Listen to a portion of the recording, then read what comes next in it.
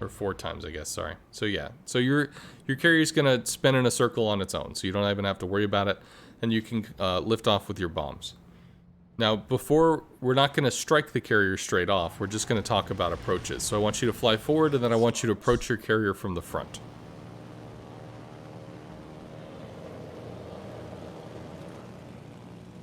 Cool, so we know the carrier's gonna move forward. Maybe if you're attacking a ship, you're gonna know the same. Put the reticle where you expect to hit the carrier, which is now. So even now, if you slam on the brakes, you're still not quite firmed up by the time you get on the carrier, but you're kind of firmed up.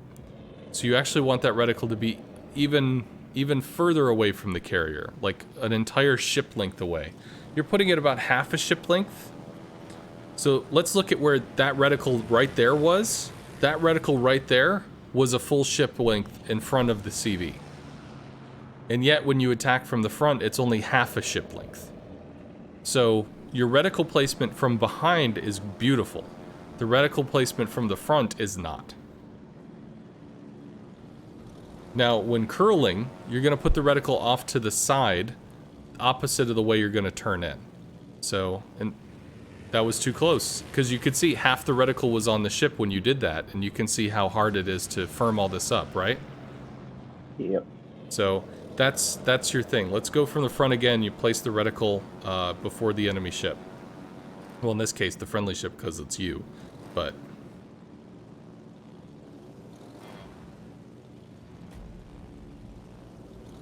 Now. So did you see, like, the reticle almost wasn't even touching the ship, and now we're firmed up and we're going in and taking the shot? Yeah. That's about how far you're going to be doing it. Because the dive bombers, yes, they have an up and down motion, but these are not AP dive bombers, so it's okay for you to be able to roll into your target or roll onto your target.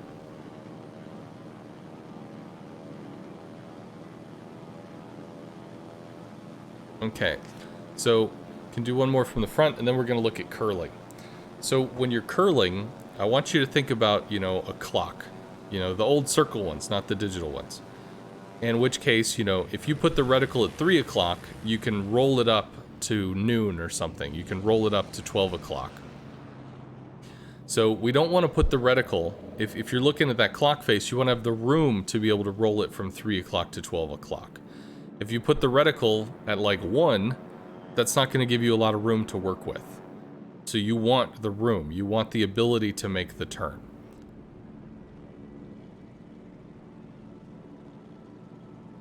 So in this case, to roll, yeah, you'd come in from the left. And you turned in a little early there. You wanted to actually just kind of let the planes move forward on their own so you could hook in a little bit later.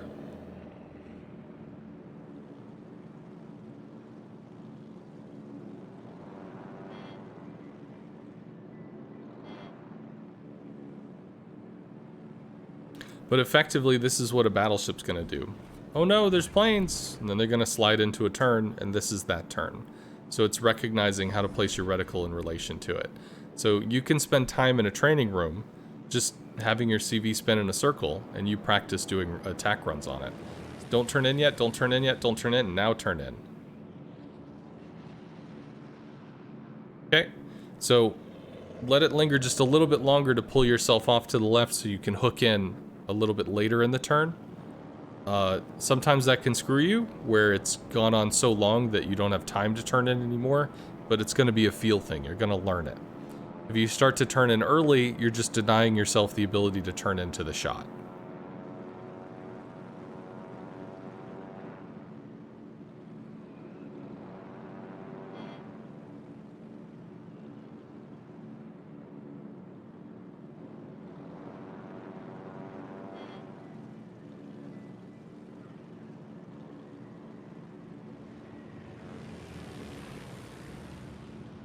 We're turning in a little early, so we don't have quite the line we're looking for. Yeah. Also, I'm using the A and D key while turning, which I need to, stop doing it. It's jerky. Yeah, so right now, I want you to look forward with the mouse, and then I want you to start pulling the mouse off to the right or to the left. That's fine. Don't jerk it though. Just move it slow and watch as the console or the thing responds. Move it a little more. Move it a little more. Move it a little more. You can hard turn with the mouse. But if you have to do a hard turn, like a real hard turn, use the keyboard. But once you start getting it to the point where you can fine tune it, that's when the mouse needs to take over. Because yeah, the keyboard is extremely jerky. Yeah. This is a keyboard. Well, it's not just a problem with the keyboard, it's the problem that the keyboard is going to fight with the mouse. Because the mouse is trying to give input at the same time as the keyboard is. So as soon as you let up on the keyboard key, it's going to start moving back toward wherever your reticle is pointed. So it's better, if you can, to guide in with the mouse. Yeah, a bit too late. Yeah, see, this right here is not, you're not using the mouse at all. That's just completely trying to keyboard it, and it gets awkward. Try not to use your keyboard at all. Once you set the thing, I mean, that wasn't a hard turn there. You could just use your mouse for the entire drop. Okay, not touching the keyboard at all. Well, you need to get yourself on a line, so Yeah. once you've started your drop. Now, put it further off to the left. Further off to the left, because you're going to have to hook in pretty severely here. There you go. Start your attack. Just use your mouse, but you can't yank it over to the side. You have to guide it over. When you quickly lurch it over like 30 degrees, that breaks the aiming contact. Basically, it's assuming that if you're going to quickly look over to your right or look over to your left, that's the equivalent of a free look. You're just trying to glance and see what's going on.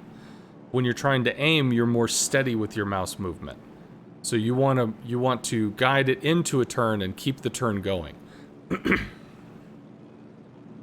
Further to the left, you're too close. Because we're not going to be able to cut in enough. You need the room to be able to cut in.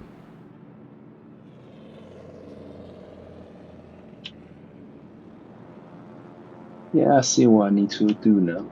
You can just practice, basically. Yeah, I see what I need.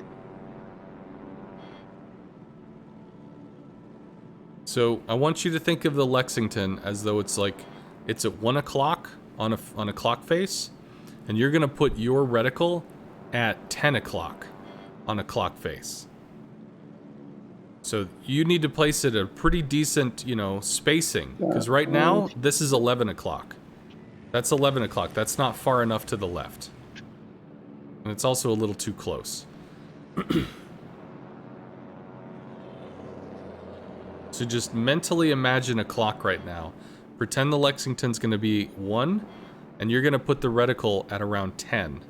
And also, because planes move forward, it's not strictly like a clock face. You're going to pull it a little closer to you, per se. Start the attack. And you turned the mouse a little quick there, so it didn't know how to follow, but that could have been really good.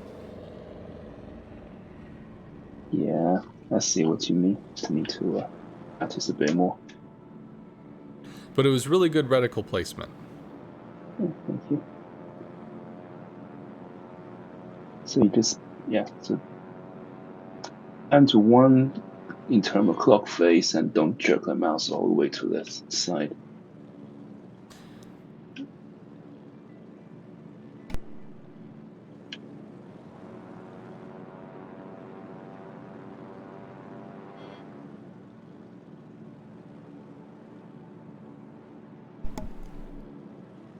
So in the future, instead of riding on the outside, let's cut on the inside of the turn just so we can set up for the next drop a little faster. So right about there. Good. And guide it in with the mouse. Good. That's a great line. That's a beautiful line. Cut to the left.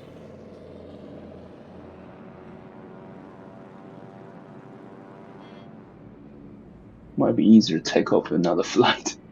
Well, I mean, you could do that too. That's obviously a choice.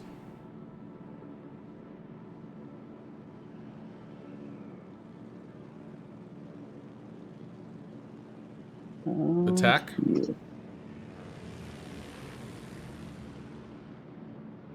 Very nice. Try to make the angles a little more aggressive. Try to make the curl a little more aggressive.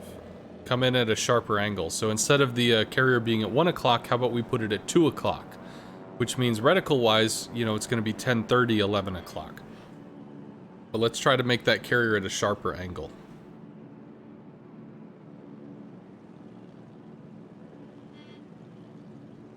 About here. So it's not bad that your instincts are pulling you onto a good line. Sometimes it's tough to tell somebody to do the wrong thing. But we do want to practice what it looks like for a sharper, harder turn. And in the sharper, harder turns, you may actually want to use the keyboard a little until you can guide from the mouse. So try to approach where, like from here, where it's already in an angle. So slow down to let it turn a little more. Slow down to let it turn a little more. Because it's a pretty shallow angle right now. You're getting ahead of it. That might be something that I'd have to show you, because I don't know if I'm describing it very well. Alright, so the reticle was a little bit too far out there.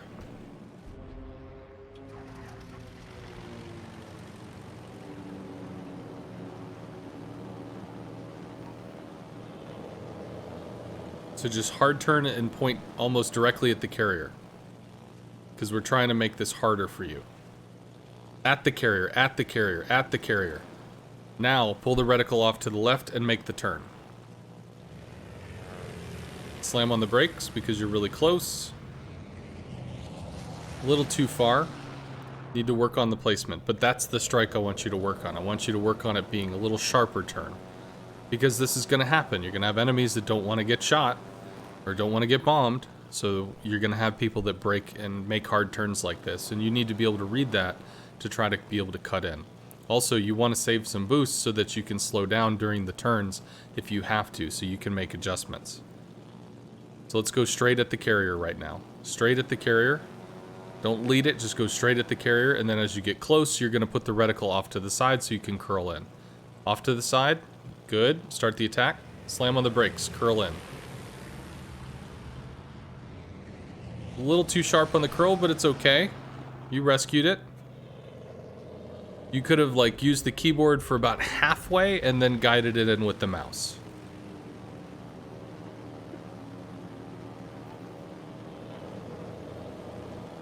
So fly directly at the carrier.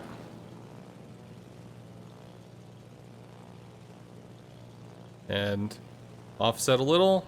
That's good. That's a little too far forward, actually. You overshot.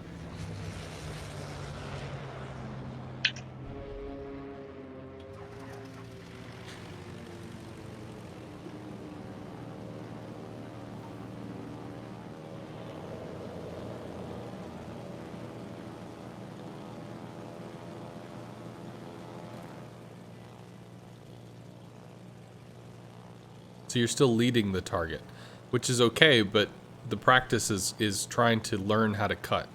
So, is learning how to turn in. A little too far, you're actually over-leading. So when you started your attack there, your planes were almost like directly in front of the carrier. So all you were doing is kind of like over passing it, basically. You want... If there's space between your planes and your reticle, if there's a space on the map, you know, on the board or whatever, you want the nose of the carrier to be pointing in between your planes and the reticle. If the carrier's nose is pointing at your planes, you're already a little too far. So, if that gives you kind of a mental image.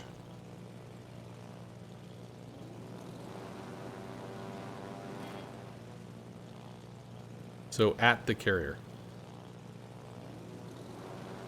Because ultimately, you can do a 90-degree drop with these planes. Good, start. There we go. That's beautiful. Guide it in. Too hard with the keyboard. Use the mouse.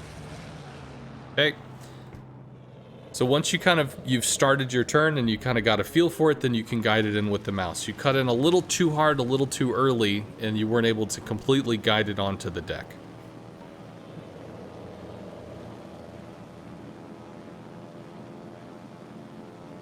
Let's go directly at the Lexington. Save your boost for the attack. Here. Good. Don't hard turn in too much. Let it. You gotta let it. You have to let it hook. You gotta let the planes move forward a little past the nose of the carrier so you can hook into it, because you can see he's still turning. So you can't start the attack while your planes are directly where the carrier's nose is pointed, because that's just too far. But during the course of your attack, you want the planes to pass the nose of the carrier, or at least the direction the carrier's pointed, for you to hook in, because he's still turning. The carrier's still turning, and you're going to meet in the middle. So there you go. Now you've just, well, okay. So you almost passed his nose, and then you rescued it, and that's cool. So good. You were just about to turn in too quick again. Whoop, no, and then you recovered it, and you kind of got onto the, you know, instead of being on the port side, you were on the starboard side of the carrier briefly until you all merged up straight again.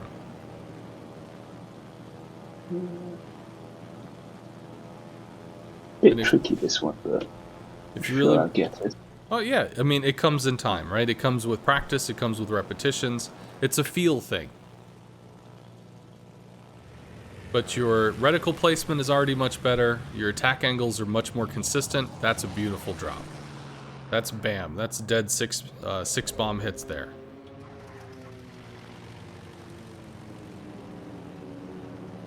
So if you can, do it one more time, and then we'll try to approach this a different way and curl from behind, because it's going to be a different strike.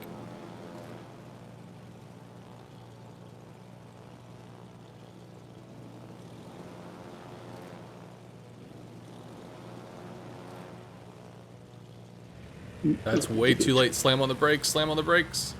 You're super close. Yeah, so you're kind of able to recover it because the carrier's a big target, but that was that reticle placement was too late. Yeah. Try it one more time.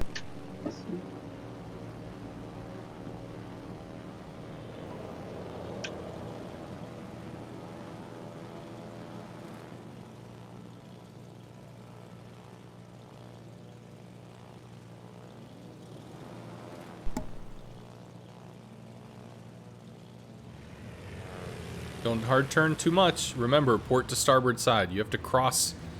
You got to go from one side to the other, and you did not do that. You turned in too sharp. Morning, Bisco. Because ideally, if you're coming in dead on from the front, you know, you're dancing in port side AA, dancing in starboard side AA, you're right on that edge. And in that attack run, you were always on the port. So you were not coming in from the front, you were always on the port side.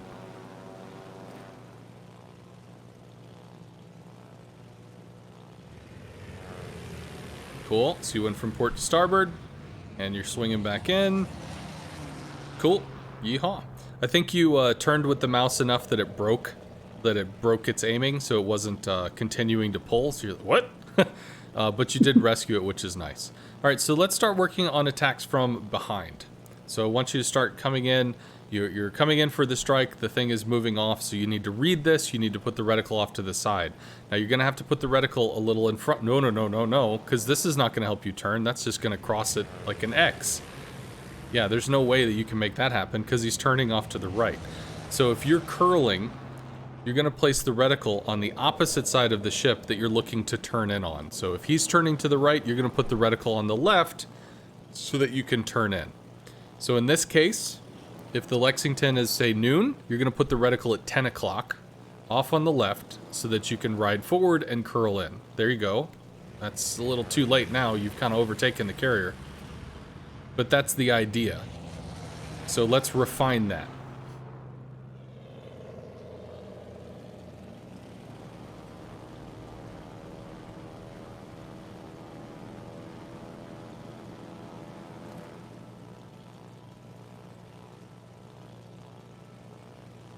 So you can see where he is, you kind of read the turn. You're just going to have to put the reticle enough off that you're going to be able to stay latched in on behind. Cool. Now, you didn't have the reticle in front of the ship, which meant you were chasing, but it still worked out because there is still forward movement on the drop. So as you were going through the drop pattern, you were still able to come in and make, firm the reticle to catch a good line, which is good. So do it again, but try to have the reticle,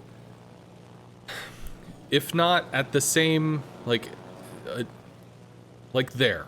Oh man, well, it was just a hair after I would have done it, but you want it not right next to this, or, oh god, how do I describe this? Damn it.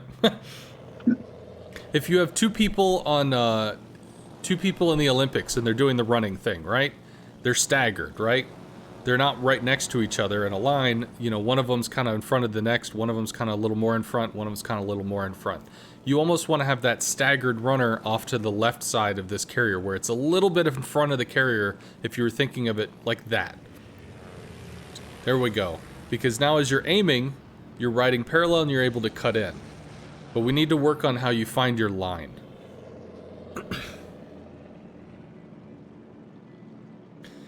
So in terms of reticle placement, you're not doing it like adjacent, which is like next to the carrier. Oh my god, how do I describe? Okay, recall well, you can keep playing around. But alright, recall, stay, just give me a moment so we can kind of talk about this. Alright, so the carrier's turning. You're pursuing the carrier. If you think of it in terms of a clock face, we're going to use the clock example a lot here. If the carrier right now is at 12 o'clock and you put your reticle at 11, well, in terms of the clock, right? They're next to each other. They're the same distance away from the center of the clock, right? Because that's how clocks work. That's how the arms work.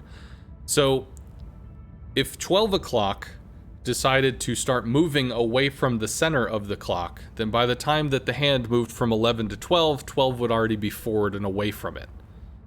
I know that's a weird example, but I'm trying to give a mental picture. So you would almost, in this case, if you know that that 12 o'clock position is moving away from the center, then you have to put your reticle further away from the center to be able to meet in the middle, right? So when you bomb from the front, you put the reticle in front of the target, between you and it, because it's moving toward you, you're moving toward it, you meet in the middle, right? Yep. Well, when you're attacking from behind, you want the reticle to be just a little bit ahead of the enemy ship, so that when you're finished aiming, you guys are meeting in the middle again. But the challenge here is you also have to be able to catch the line where, yes, the reticle is ahead of the enemy ship's position, but you're still going to be able to curl in and catch him in the middle of his turn, which is awkward, and it's hard to describe, but try it again.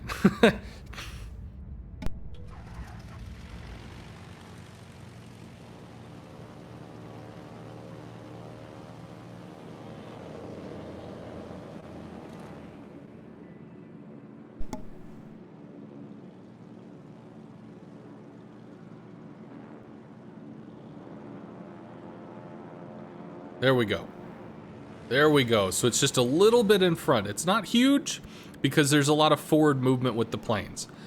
Now in this case, it was close enough to the target that we weren't having that going from starboard over to port and then back in on that perfectly aligned kind of thing, because we still want the planes to slightly pass the middle axis of the ship. We want it to go from starboard to port and then just basically into the drop. So that's a great reticle placement. And we're curling in. Very nice. Very nice. I was a little worried you were going to cut in, turn in a little more sharply and deny yourself the angle, but you did recover that, so woot. Try it again, and then as you start to get the feel of it, try to make it a more aggressive angle. Instead of attacking something that's at a 15 degree off angle, start making it a 20, start making it a 25, start making it a 30.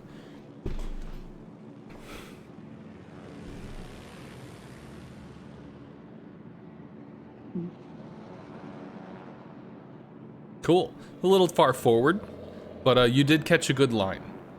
And knowing that you caught a good line is important.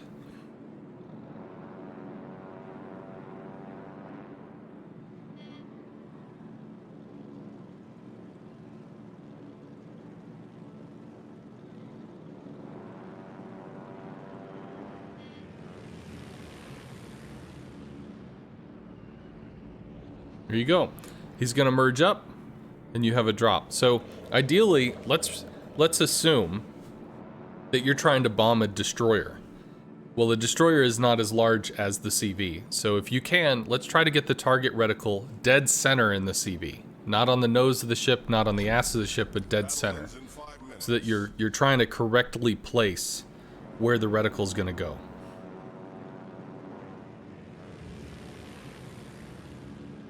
Too far. So you had an interaction over the center a little bit. In which case you might have overshot the DD a bit there. So we're pretending the center of the carrier, that's the bullseye. That's what you want to merge up on.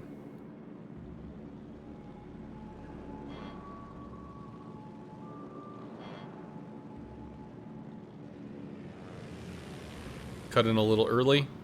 Starboard to port. But you do get the interaction there, which is nice. It's a little off axis. But you did get the fully aimed reticle over the center of the ship, so you could have made a shot there. If we're assuming that's the bullseye, which we are.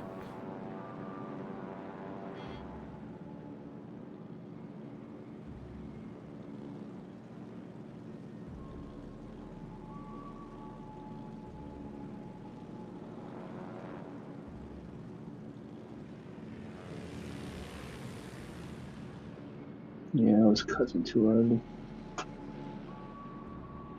Well, it's all about reticle placement, because where you place the reticle is where you're going to have to recover the shot from. Because you are deliberately putting the reticle in the wrong spot so that you can pull it on to the correct spot. So if the reticle is too far forward, then it's even harder to make that happen. If it's too far back, it's even harder to make that happen. So you mentally kind of plan out where you're off aiming the shot so that you can correctly aim the shot, which is interesting. So a little off axis there too. So you're getting the reticle consistently onto the center of the Lexington now, which is good. This is improvement. But you want to get that up, down, you want to get that perfect line.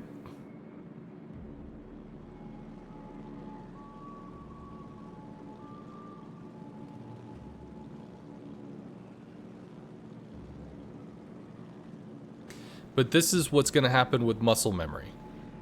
This is something that's going to be practiced over, time after time after time. And you're going to start to be able to make it happen repeatedly. But it's going to take, literally, hundreds of drops. Now, this is only for the US line. The other bombers don't really work this way. There's a bit of a similar interaction with German bombers, kind of. There's a rolling interaction like this for the Japanese planes, but it's a different vibe. But you can do literally a similar thing where you just have your carrier, spin in a circle in a training room so you can figure out how to make the approaches.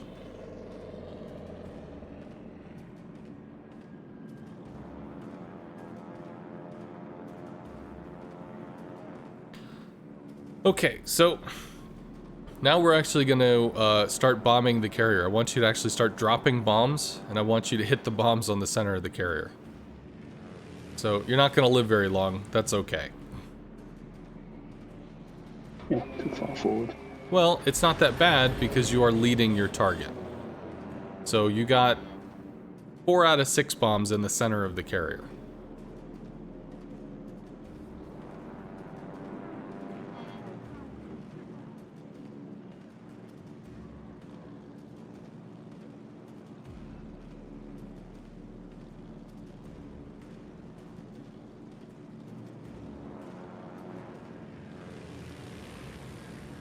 That was a little too far off to the side. So, when you're recovering the drop, you can recover. You can always slam on the brakes and you can take more time and you can try to figure it out so that you can get the hit. That's certainly a thing that you can do. But the longer that you're taking recovering the drop is the longer that you're spending in AA, the more time you're spending in boost, the more resources you're burning up. So ideally, every drop is perfect. And you're getting the most out of it. Ooh, that's an overturn with the keyboard. That was really rough. What's going on there? Definitely the keyboard mouse turning at the same time. It's a bit... Yeah, just remember, easy movements with the mouse. The planes will respond to the movement of the mouse. You just can't jerk it. Because if you start doing that, it doesn't know if you're trying to aim or if you're trying to quick look at something.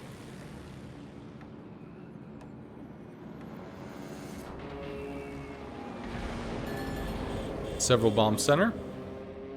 So there's not a way in a training room to tell a DD to do what you want it to do. There just isn't. You could set a few bot AI things, have them armed and have them moving, and they'll charge your carrier and shoot you a bunch.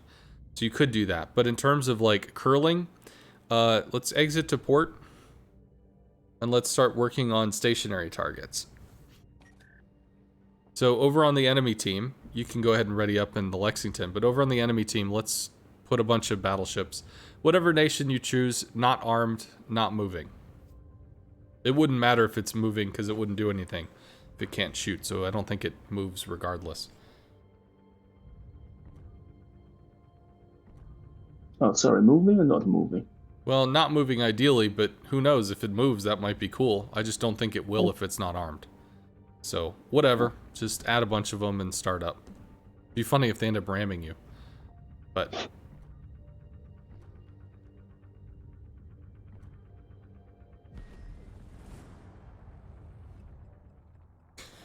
okay, so... you've seen what it's like to try to curl after something that's moving. Now, one of the things that I'll frequently do when I'm playing a destroyer is try to give an idea to an enemy carrier that wants to bomb me that I'm moving on a line, so that he's going to place his reticle so he can curl on top of me. And then I cut the throttle, or I change my turn or something, which denies him the room to be able to curl in on top of me. So he'll overshoot, or he'll under-aim, or he'll have a bad line, something like that.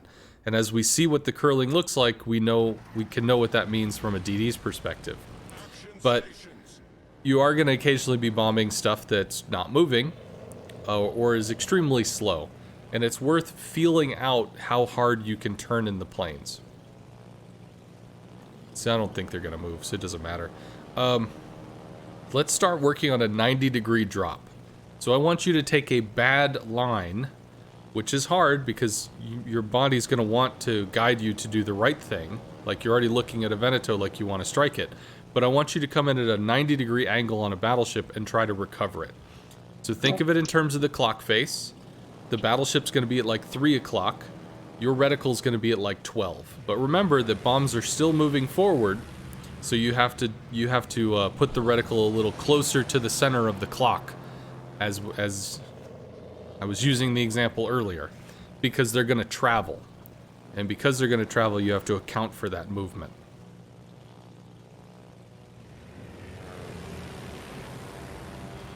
Overturned. Again with the keyboard. You gotta chill on the keyboard. Find out how to make the mouse do the work. Think of the keyboard as like an emergency, you know, break glass in case of fire.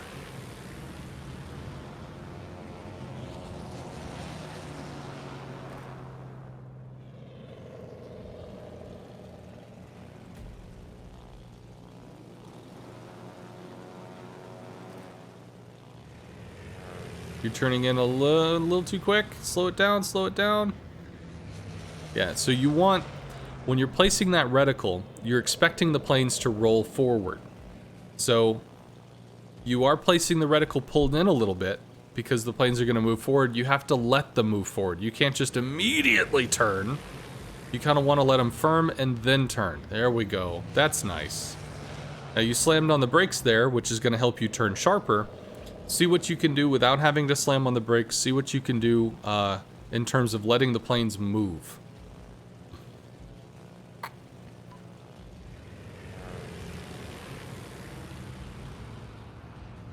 Now in this case, you'd have to speed up because you're going to run out of time.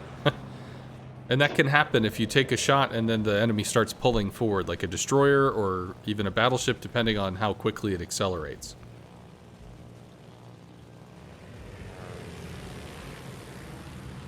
So this is going to be too far away. You're going to have to accelerate to get on target.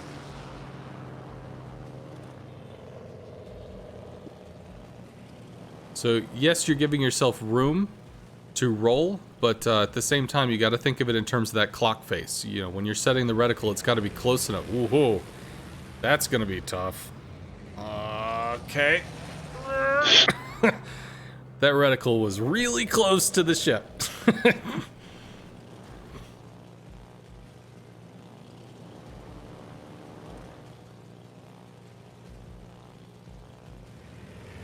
That's really close, but maybe you can, yeah, you can recover that if you slam on the brakes. It was a little too much on the keyboard, and it was a little too early. You could have made it happen, but you started turning in too early. Try to play chicken with yourself. Try to dare yourself to turn in later, so that you can feel what it's like. So I went out on a company, you know, we were celebrating our company's anniversary or whatever, and we went out to be in some go-karts. And I asked, you know, is it okay if we spin out? And the go-kart instructor told me, if you don't spin out, then you're not trying to learn the limits of your go-kart. So it's perfectly okay to spin out, because you need to learn what you can and cannot do, because that's the only way you know how to push it to the highest level of performance. So don't just turn in because you're scared you're going to miss it. Try to dare yourself to turn in later and figure out when you have to turn in so that you get it. So that's too early again. And again, I know you're using the keyboard because the mouse is not looking where the planes are going. It's just sharply turning off to the left. Use the mouse.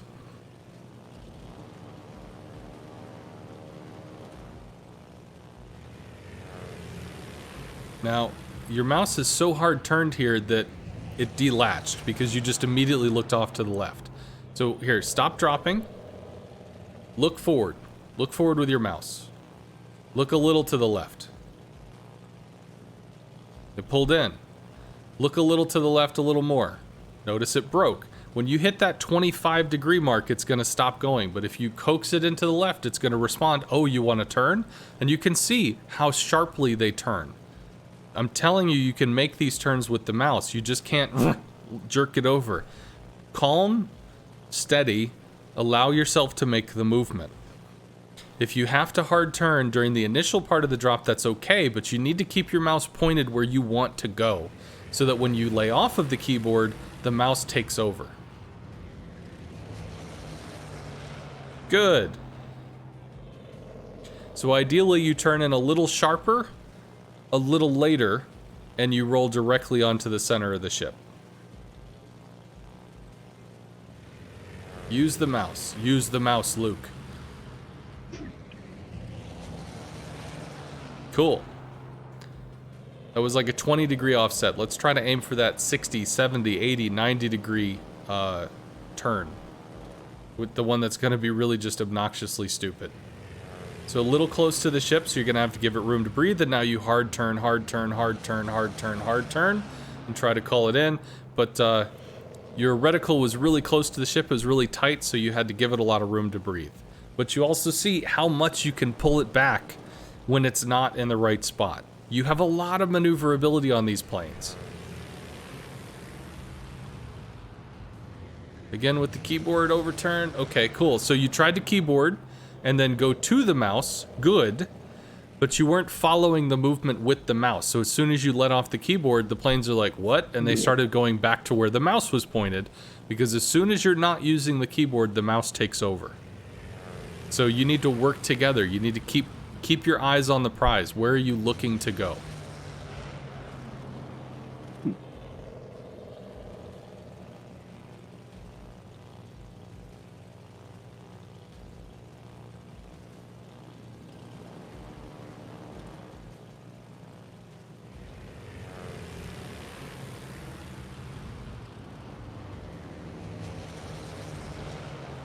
Good.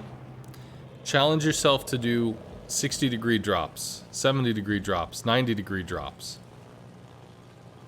You got the 30 degrees down. 30 degrees you were practicing on your carrier when it was spinning. Okay, so we're hard turning cool. We need to go to the mouse. Okay, almost got it. Almost recovered it. Keep working on the 90. I'm telling you, you're going to be able to find it. Or you could even go to 120 degree, which like that right there was a 100-degree turn. Oh, that's looking nice. You need to speed up so you get the reticle on the ship. So that was a 100-degree turn. That's more than a 90-degree turn. You can do this. Use keyboard for hard turns and mouse for small adjustments? Yes. So when you use the keyboard left and right is telling the planes left or right. There's no room for subtlety. There is hard left or not left at all. There is no middle ground for the keyboard. However, the mouse is going to give you a lot of subtle movement that you're going to use when trying to aim. So you have basically rough aim and fine aim, and you're going to be using your fine aim to guide in on specific targets when using rockets and using torpedoes and using bombs, etc. So it's perfectly fine to use a combination of the two. When you know you need to hard aim, sure, use the keyboard, completely okay, but you have to have your mouse looking at your target so that as soon as you stop using the keyboard, the mouse takes over and you can fine aim. If you instead just land on the keyboard and you don't actually adjust where you're looking at on the screen, well then basically the game gets confused. As soon as you stop using the keyboard, it goes, well, the mouse is over there, and it starts trying to go back to where the mouse is. And you'll find that some newer players, while they're learning CV, will have a lot of problems with the keyboard and the mouse fighting for who has control. And the keyboard always wins. If you touch the keyboard, it's the thing that's going to get the control. But when the mouse is looking slightly off to the left, and you like keyboard aim onto it, but then it pulls off. But then you keyboard back on, and then it pulls off. It's because of they're fighting each other. So if you ever have a choice, always aim with the mouse. But the keyboard is there as a backup to make sure that if you need to hard turn, you can tell it hard turn. That's too far away. You'd have to accelerate. I don't think you make that.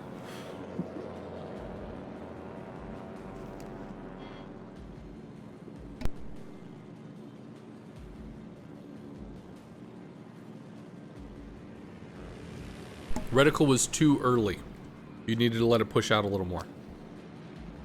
Because you see, you'd have a great roll if you were just a little further forward to be able to roll onto the ship. Just a little too early. So about... yeah. Yep. Nice. Hard turn, hard turn, hard turn. Get your mouse looking at your target. Get your mouse looking at your target. Ooh. Almost. Yeah, so you got that little... You see that little dot in the very center of the screen? Yeah. That's where your mouse is looking. So you didn't have your mouse on the Veneto. You had it looking at the water off on the side of the Veneto. So as soon as you let go of the keyboard, your mouse is not going to be helping you. You want your mouse to be telling where the shot is going. So good. You had a lot of control as to where the center of the screen was pointing there, which is what you want.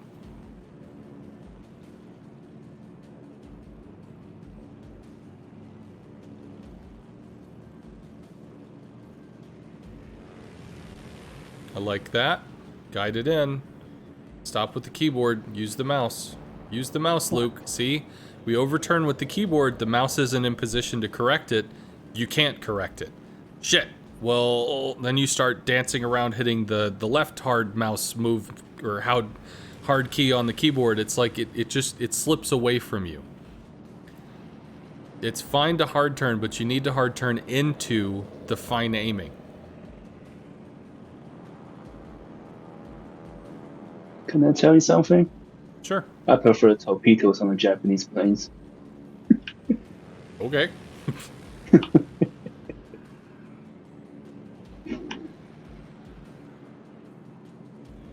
But I understand this is very important, especially when you go to Midway and have to deal with DDs. Well, yeah, the U.S. bombers are like... So your rockets are really fast, which is cool. They have good pen, so I mean they're consistent, but they're not amazing. They're not the things that just rip stuff apart. The torpedoes are really strong. Absolutely, it's a solid weapon for the U.S. But the bombs are its specialty. It's the thing that it has that nobody else does. Other people have torpedoes, other people have rockets, but nobody has bombs that work like this that can really rip into stuff. So learning how to use the bombs is going to be a critical part of learning how to make the USCV line really jump out. Because it's just, this is part of what you do. The fact that you could strike a battleship from almost any angle and be able to assure most, if not all, of your payload is going to have a hit, that's going to roll into damage, it's going to roll into fire chance, it's going to roll into a second attack. You might actually burn a damage con early because you get maybe not one fire, maybe you get two. And then the second strike is going to give you permafires. There's so much potential in the bombers that you have to practice how to make sure that the bombs are going to hit. Okay, so let's back out, and we're going to look at DDs. And this, I don't think you really have a problem here, but we're going to do this just for informational purposes because we're working on bombs. So you don't have to get rid of the Venetos if you don't want to, just add DDs. Because removing them takes a while, so it's kind of obnoxious.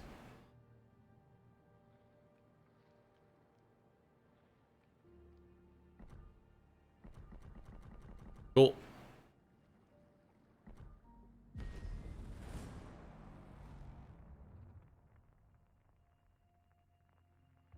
I don't know if they move if they see your ship, or if they only move if they can do something threatening. Like the Skyans may actually see the Lexington from the spawn, in which case maybe they'll move, but I don't know what they would do. If you set it to move and attack, then at least there's a behavior where they'll just charge your ship while firing. But I'm assuming that they're not going to move. So, worth knowing also, for the US line, the way that the bombs work, initially the bombs all fell toward the center of the reticle. However, they found that you could just murder face destroyers, so that was no good. So, knowing that, they altered it so that the bombs fall on the outside of the reticle, but they disperse inward. Now, some people have said that this means that 2 of the 6 bombs will drop in kind of the center-ish of the reticle, and then 4 of the 6 bombs will drop on the outer half of the reticle, in which case, are they moving? Hey, they're actually moving. Cool. Well, bomb some DDs. So you can use your curling technique to try to make the best strikes possible. And if you're going to strike with the center of the reticle, then theoretically you might hit with 2 bombs. If you strike with the outside of the reticle, you might strike with more, simply because there's 4 bombs, but there's more area for the 4 bombs to be dispersed across. Therefore, you might hit, but at the same time, you might completely miss too. In the end, the bombs are going to go wherever they go. You don't have control over that. That was way too early. You don't have control over the RNG. The best you do is put the reticle on the target and you hope that there's an interaction. Because that's all you can do. That's an overshot. Yeah, not able to aim either. So that's one thing that you can use as a destroyer if you're being bombed, is if you have an angle between you and the CV. If the CV is good, they're going to try to curl on top of you. But then if all of a sudden you slam on the brakes, you deny them the range, the distance to be able to firm up their accuracy and curl in on top of you. So then they start making those shots with a giant reticle and the bombs go wherever the hell they go. Cool. So when your bombs hit, the reticle was completely on top of the DD, which is the best you can do.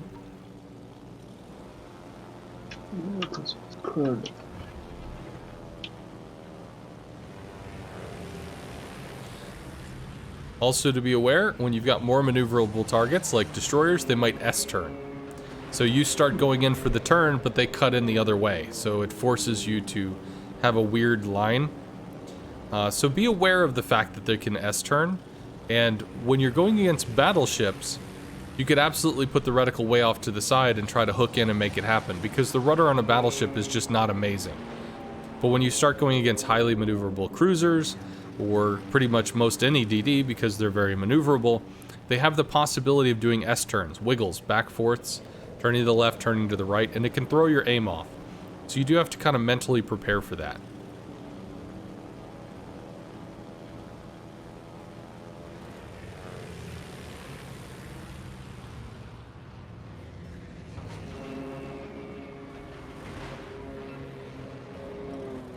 Ooh. Compress P.